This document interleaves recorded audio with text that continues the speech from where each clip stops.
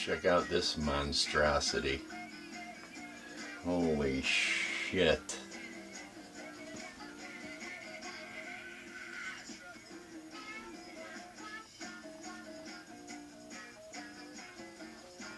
So yeah, this was bought by me in shit, man. It had to be in the 80s, like mid 80s maybe. This is like a 70, I don't know, late 70s, early 80s, somewhere around there. Peavey T-40.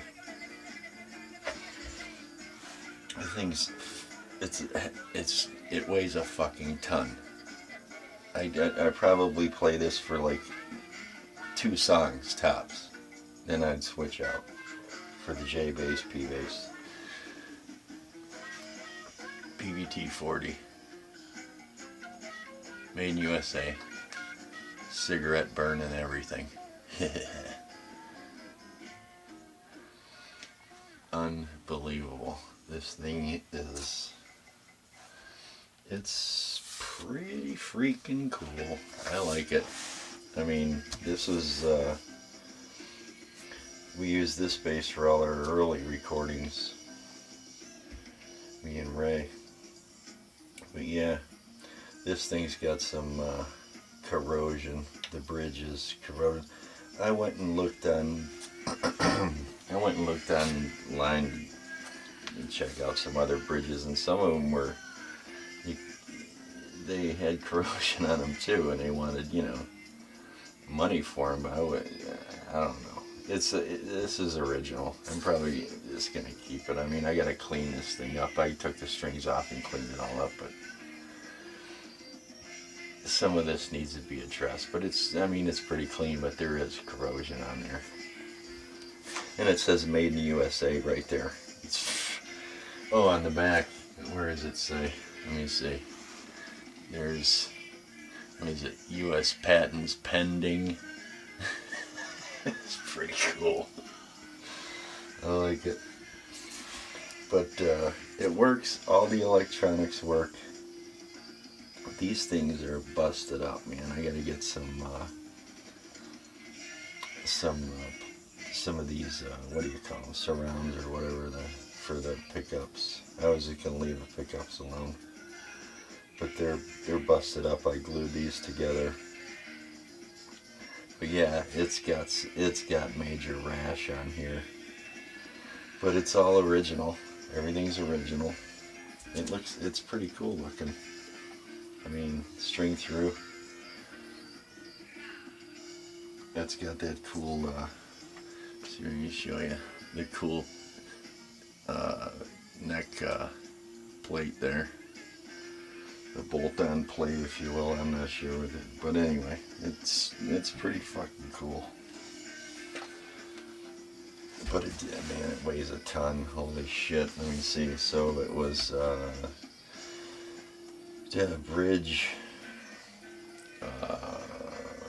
both neck.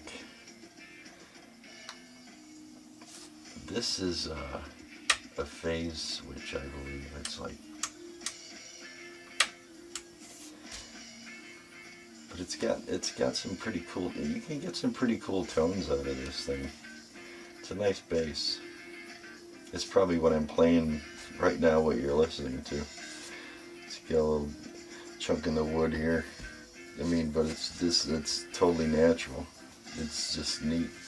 It's a cool guitar, but I tell you what though, man, playing this for a while, you just sit in a chair and play this. This thing weighs a ton. It's a heavy guitar. But the frets are all cheesed up. I got to, before I even attempt to even put any strings on this thing and set it up, I gotta fix these frets. They're all cheesed. This thing needs, this would probably be my fretwork video, because these need to be, especially down here, I mean, they're just like divoted and flattened out, especially right down the center. There's a couple of marks in here. But the truss rod does work. I did check that. I do have to replace a screw back here. I think it's this one here. I don't know. I'm not really sure how that happened. Like I said, this thing's been around for it's been years, man. But I gotta find the right screw for that. I don't know, the tuners work. Yeah, I don't know. This thing's cool.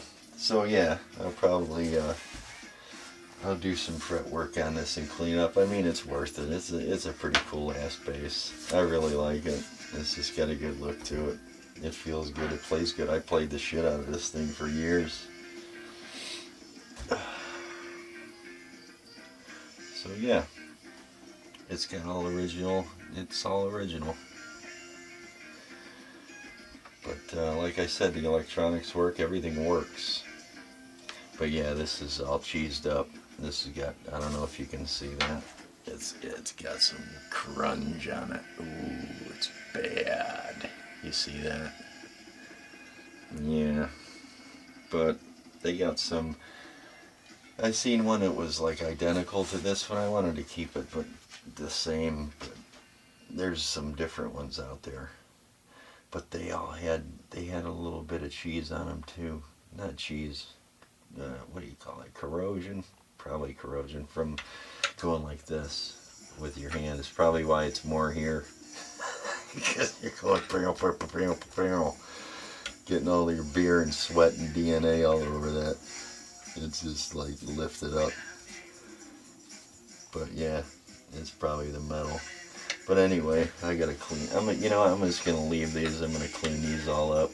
I gotta get these notches right here. They got the divots. Everything needs to be cleaned up. But yeah, I don't know. I'm just gonna leave it. Leave it original. Fuck it. But I gotta get some of these covers. I don't know. Yeah, I'm gonna have to find some of these because these are cracked up. And the screws, there's whoever had this. Okay, I mean, I took it apart and was looking at it, but you know, you got your miscellaneous selection of screws. Every once in a while, you run into a stainless and whatever, you know. It always cracked me up. They got these little cutouts in the pick guard that supposedly is supposed to tell you where you're at. I don't know. Is that what that's for? I guess. But anyway, yeah, this Jesus, I'm gonna have to say it's what, late 70s, early 80s Peavey T-40, made in the USA. Heavy as freaking, it's the heaviest bass in the world right here. This thing weighs a ton. It's a beast. But it sounds good. Like I said, it's probably what's playing right now. We played the shit out of this thing in the early days. But yeah, it shows. So anyway, yeah, that's my bass. So I'll probably have maybe we can do a video of me doing my first attempt at fret work on something like this. I don't even know. Yeah, what the hell, I'll give it a shot. You guys can have a good laugh. Speaking of that, if you subscribed, I appreciate it, man. Thank you. So yeah, I'm just Peavey T-40. Pretty cool bass, but like I said, weighs a fucking ton. All right, donuts.